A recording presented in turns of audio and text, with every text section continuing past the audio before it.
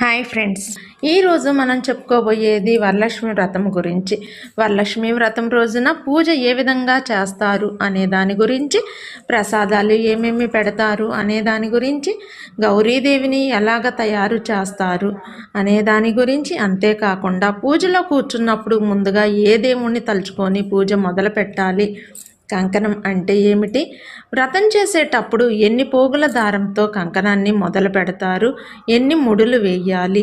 కంకణాన్ని ఎలా తయారు చేయాలి అనే దాని గురించి, గౌరీదేవికి చేసే కంకణం ఏ విధంగా ఉండాలి అనే దాని గురించి,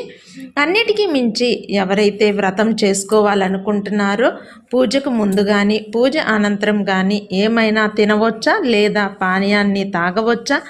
అంతేకాకుండా పూజ చేసిన తర్వాత ఎంతమంది ముత్తైదువుల్ని పిలవాలి,